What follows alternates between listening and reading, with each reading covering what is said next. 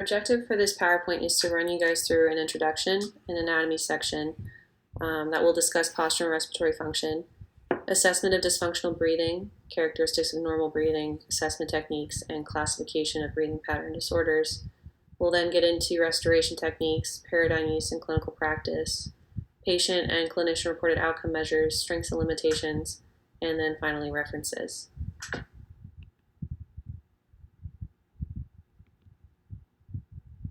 Hey everyone. So on this slide, we're going to talk about the primary musculature of the diaphragm. We're going to talk about its shape, its connections, its innervations, and we're also going to get into its respiratory function for inhalation and exhalation.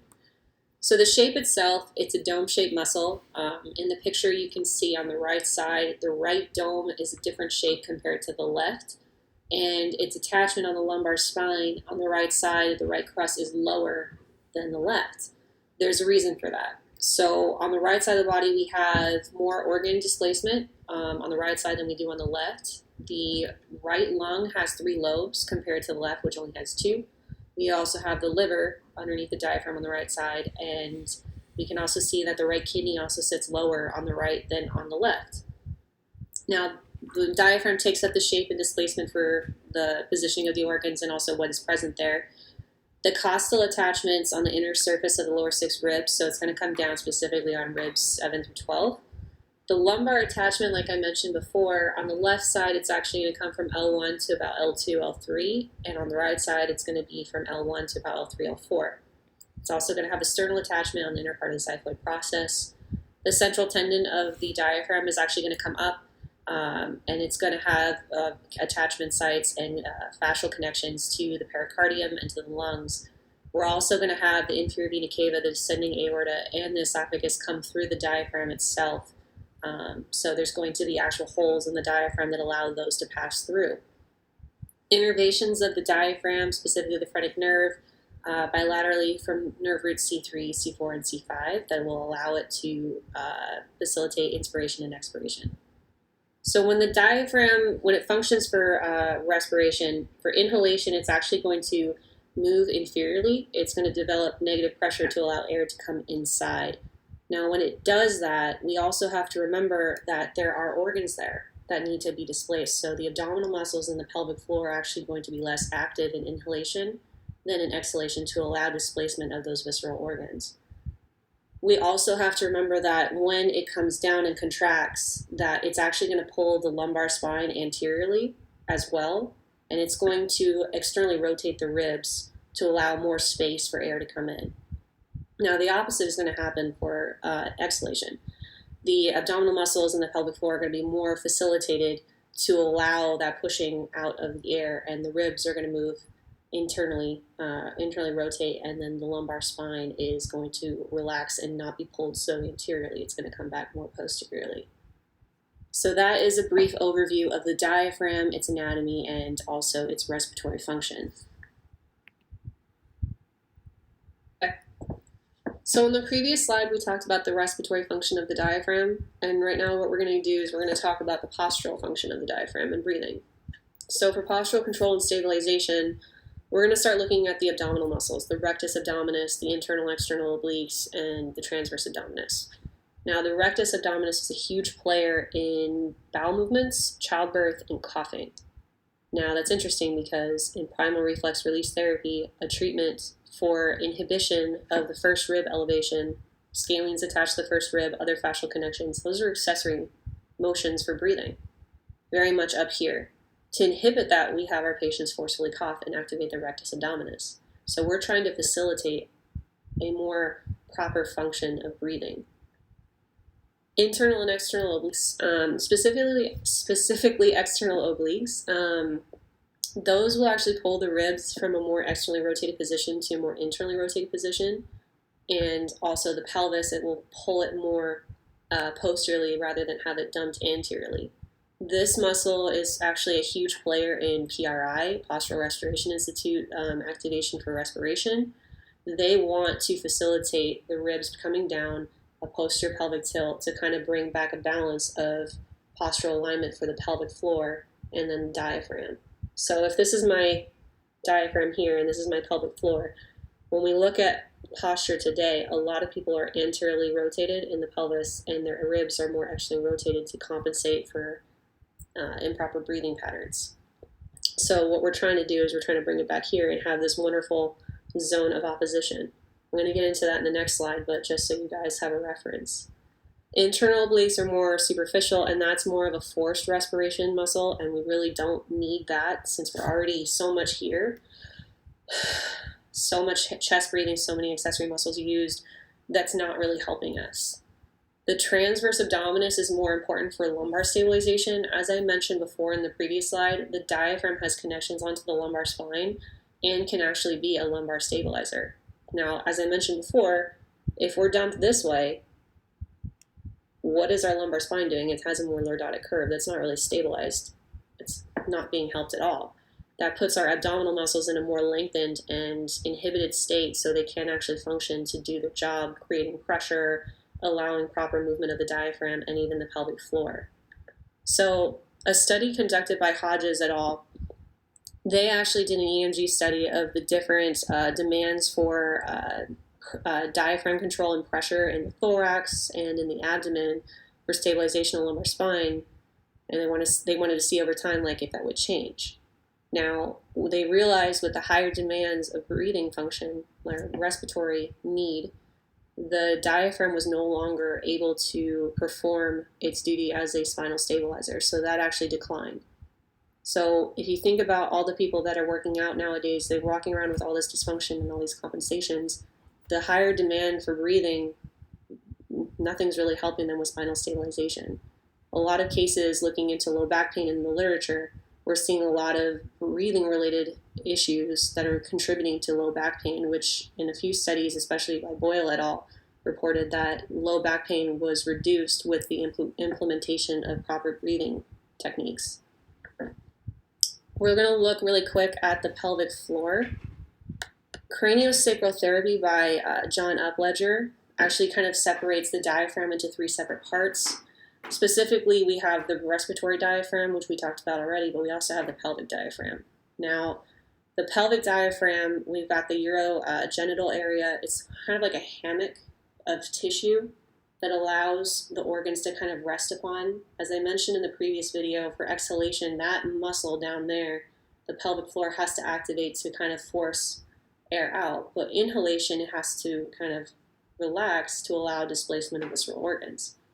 If we're here, that really can't happen. So we kind of have to take a look at a bigger picture, and we have not only the diaphragm here, but we also have the pelvic floor.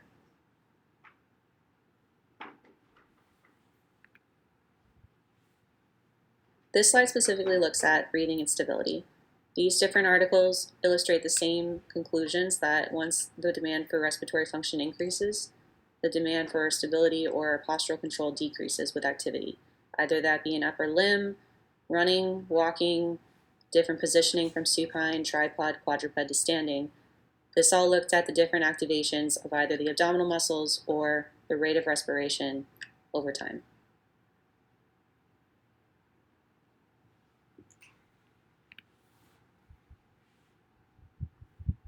Zone of opposition refers to the shape of the diaphragm in relation to the insertion of the lower six ribs to the top of the dome. If the zone of opposition is optimal, the diaphragm will have a more dome shape compared to the photo on the left where the diaphragm is more flat. The diaphragm shape is dependent on the position of the rib cage, either that be internally or externally rotated. Fascial connections to the diaphragm are also depicted on the image represented here. This is the deep frontal line. Myers illustrates that the line arises from the plantar tarsal bones and the toes and can go all the way up to the mandible. This line encompasses not only the diaphragm but the pelvic floor, iliopsoas complex, thoracolumbar junction, longus capitis, longus coli, and scalene muscles. Postural functions of the deep frontal line include lifting of the inner arch, stabilizing the legs and the hips, supporting the anterior lumbar spine, surrounding and shaping abdominal pelvic balloon, or in general, the zone of opposition and its function in relation to synchronized movement with the pelvic floor and the diaphragm. Stabilizing the chest during respiration, and also stabilizing the neck. This line provides stability while other lines perform functional movements. And this is included with subtle positional changes as well. Either way, we're looking at a whole connective system that, give or take, if movement occurs or increase of respiration occurs, as mentioned before, something has to give.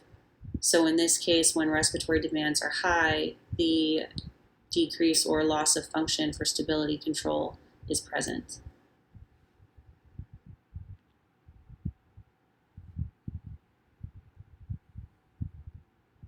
All right, so contributing factors to dysfunction, we have psychological and emotional stress.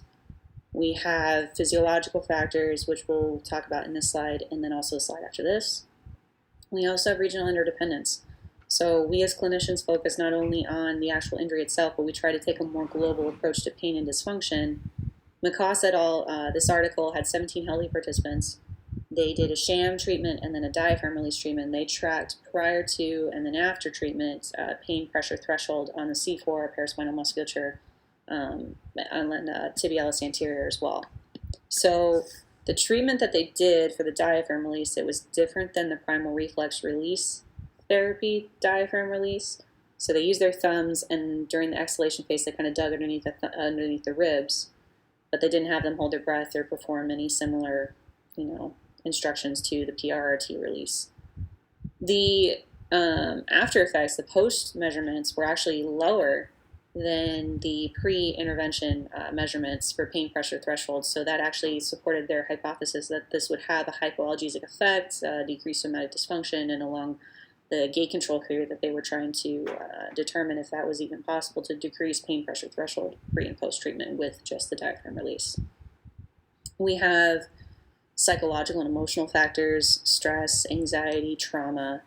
We're going to take a look really quick. There's a lot of literature out there for women in labor. There's a outcome measure specifically for women in labor, the stress anxiety inventory, and actually the use of Lamaze classes, practice, breathing instruction actually helps decrease the perceived pain level and anxiety experienced during labor. Now, there was a lot of comparison studies to women who received Lamaze, women who did not, and they kind of came down to it that breathing actually helped cope with uterine contractions and decrease anxiety overall, so that was pretty cool. Physiological factors, disease, diet, lifestyle, are you sedentary, are you active, are you not? Hormonal and environmental influences, so all of these can be contributing factors to breathing pattern dysfunction.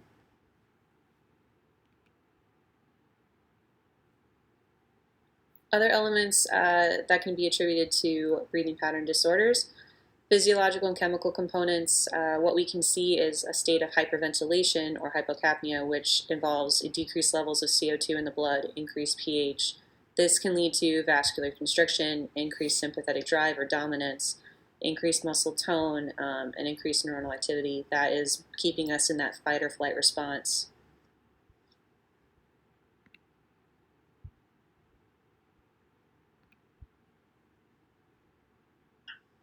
When we are evaluating a patient for dysfunctional breathing, our assessment should begin as soon as they walk into the clinic.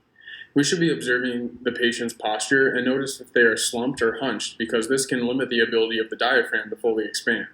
For those of us in the traditional athletic setting, it is important to note that an athlete with an abnormal breathing pattern may suffer from decreased performance due to premature breathlessness or muscle fatigue. We should observe a patient's breathing pattern in standing, sitting, and supine, as these different postures could lead to changes in their breathing function. There are a few key things to look for in regard to a patient's breathing pattern. First, abdominal, not chest breathing, should initiate inhalation. Lifting the chest up is faulty. A lack of or a lifting up motion of the lateral ribs is also faulty. Chronic chest lifting will result in clavicular grooves, and paradoxal breathing, which we will discuss further later, is also faulty.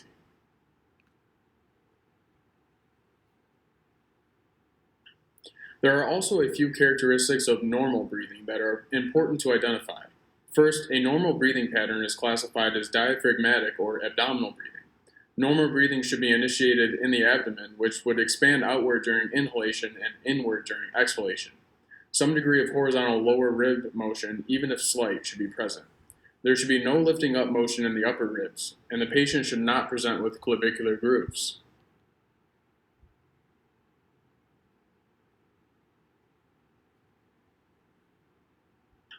In this presentation, we decided to highlight 4 specific assessment techniques for breathing dysfunction: the high-low, the MARM, the 1-minute nociceptive exam, and the Michael White assessment.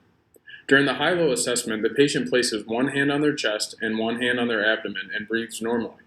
Either the clinician asks the patient or visualizes themselves which hand seems to be moving more in order to identify whether the patient is breathing primarily from their chest or abdomen. This can be performed in the supine, seated, or standing position.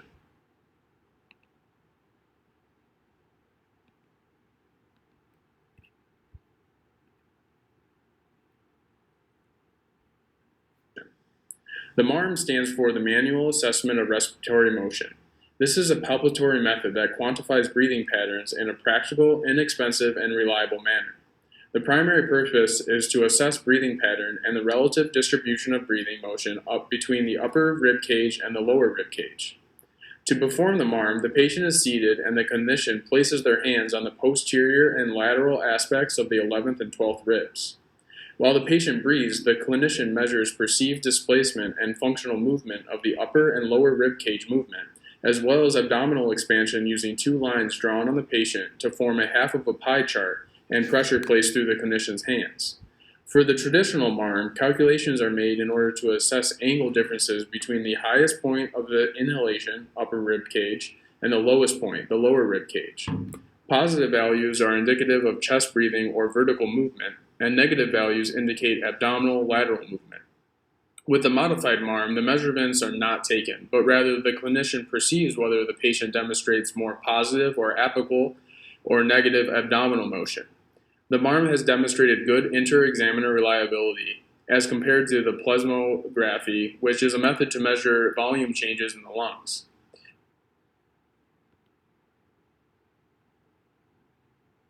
The 1-minute nociceptive exam is completed by the clinician assessing the patient for tender areas, jump signs, or withdrawal reflexes upon palpation of the 1st, 2nd, 7th, 8th, or 11th and 12th ribs, unilaterally or bilaterally, as this may be a sign of faulty breathing patterns. If a patient presents with a startle reflex or sensitivity to one or more of these locations, a form of manual therapy such as PERT could be used to downregulate the areas or inhibit the pain cycle.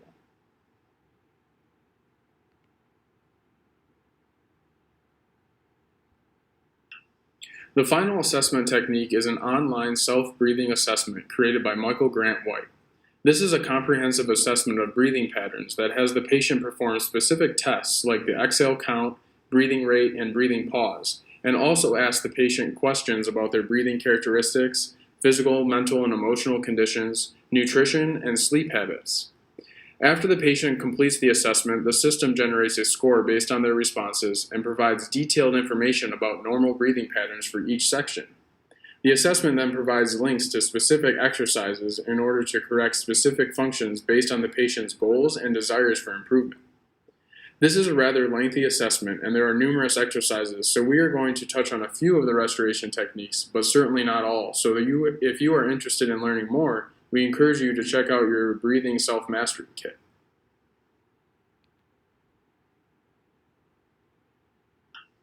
Now that we have discussed proper breathing patterns and some assessment techniques, let's discuss how we can classify cases of breathing dysfunction. As we have learned, the diaphragm is the key to the function of other respiratory muscles and the primary driver of respiration. If the diaphragm is dysfunctional, then the other respiratory muscles will change their function, often becoming overloaded. A few dysfunctional variations of an abdominal breath exist, including asymmetrical with limited motion on one side of the abdomen, anterior movement only, without lateral posterior movement, and adequate anterior and lateral movement without posterior movement. A chest or apical breather is characterized by a patient with excessive movement of the sternum and shoulder girdles toward the cranium, and minimal abdominal movement during inhalation. Paradoxical breathing is when a patient's chest expands during inhalation and their abdomen is drawn inwards, and then during exhalation their abdomen is pushed outwards. This can be a sign of diaphragm dysfunction, weakness, or paralysis. During inhalation, paradoxical breathing is clearly dysfunctional when it is not adequately compensated by lateral motion of the rib cage, and it is observed that the lower rib cage narrows instead of widening during inspiration. Patients may present with upper body muscle dysfunctions. The faulty pattern of lifting up of the sternum vertically during inspiration instead of widening in the horizontal plane occurs due to bilateral overactivity in the scalene, trapezius, and levator scapulae musculature. A tendency to carry the head forward of the body with anterior rotation of the cranial base is a postural change commonly associated with breathing difficulty. Forward head posture is a well-known response to obstructed breathing and is common in children with chronic nasal allergy and mouth breathing because this head position opens up the upper airways. Shoulder problems may also result because hypertonic trapezius muscles contract during the initial stages of shoulder movement rather than towards the end. Lastly, a patient that is upregulated will present with a startle reflex, which is also known as a withdrawal reflex upon palpation to the right or left first and second ribs, anterior 7th and 8th ribs, and 11th and 12th ribs.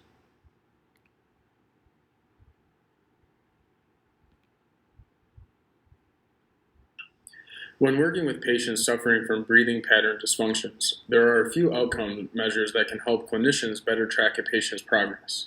The NPRS and DPAS are simple measures that can be utilized to quantify the efficacy of evaluations and interventions which we use in an attempt to decrease a patient's pain and correcting their dysfunction. The Nijmegen questionnaire is used to identify the presence of signs and symptoms associated with general and respiratory distress through a series of 16 questions that the patient rates on a Likert scale. Higher values represent distress and dysfunction of the respiratory system, and a score of 23 out of 64 suggests a positive diagnosis of hyperventilation syndrome. The Self-Assessment of Breathing Questionnaire, or SEBQ, examines the unexplained symptoms of dysfunctional breathing in patients that may or may not have hyperventilation syndrome. A score of greater than 11 on the SEBQ may indicate problems with a patient's breathing. As clinicians, we can use functional assessment in order to locate pattern deficiencies contributing to the chief complaints or less than optimal movement patterns through systems such as SFMA. As talked about before, clinicians can also evaluate a patient's breathing patterns through chest, abdomen, or rib range of motion, asymmetry from left to right or top to bottom, and also by using the MARM or the high-low assessment. The approach to manual therapy is to restore functional breathing.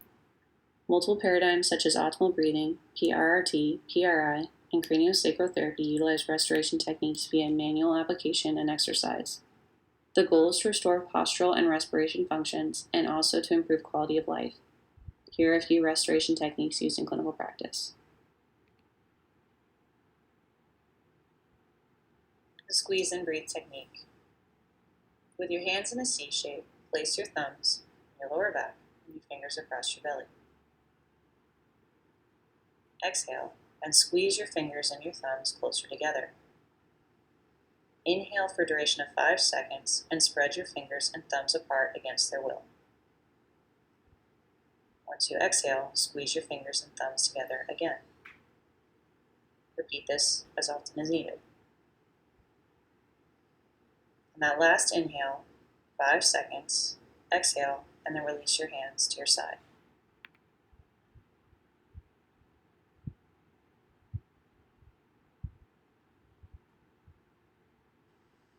The purpose of the clamshell exercise is to alter intra-abdominal pressure. The patient is side-lying, performs a natural exhalation, and at the end of that exhalation is asked to hold their breath.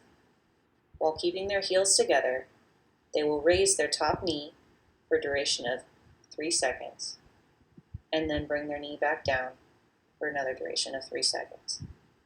Once in a rested position, the patient is then asked to take a natural inhalation.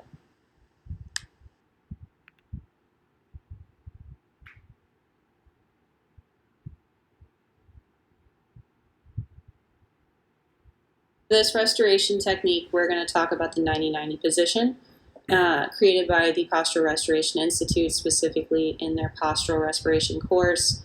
This position facilitates activation of the hamstrings, adductors, applies a posterior pelvic tilt to the pelvis, internal rotation of the ribs, and realigns the zone of opposition by allowing the diaphragm and the pelvic floor to synchronize in movement with breath.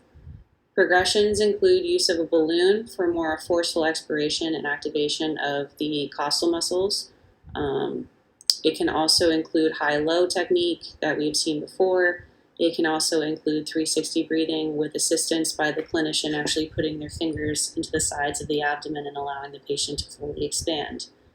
This activation technique can also progress to arm movements and also leg movements to restore postural and respiration functions of the diaphragm.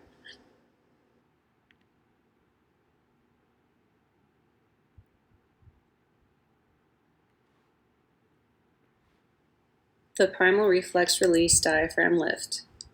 Ask the patient to breathe in, then expire all their air. Have them hold their breath in a fully expired state. Ask them to then relax their belly while holding this state.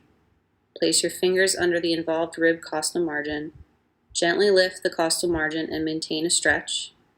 And tell the patient they may breathe again whenever needed, or after 5 seconds of holding their breath.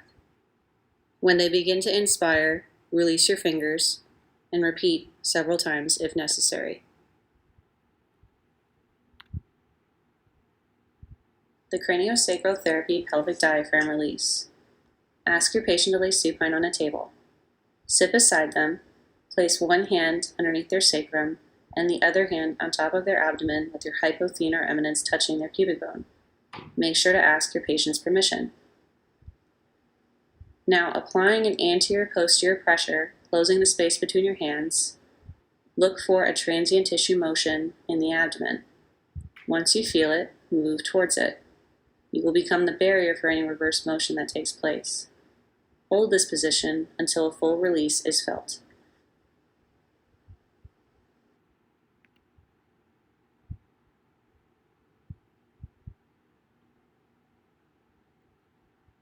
All right, that's the end of our PowerPoint slide. We're going to now get into strengths and limitations of the paradigm. So for strengths, as a whole, breathing is a more global approach to treating somatic and musculoskeletal dysfunction. Similar conclusions across the literature to demonstrate decreased postural stability functions with increased respiratory functions. So when in doubt, breathing wins out.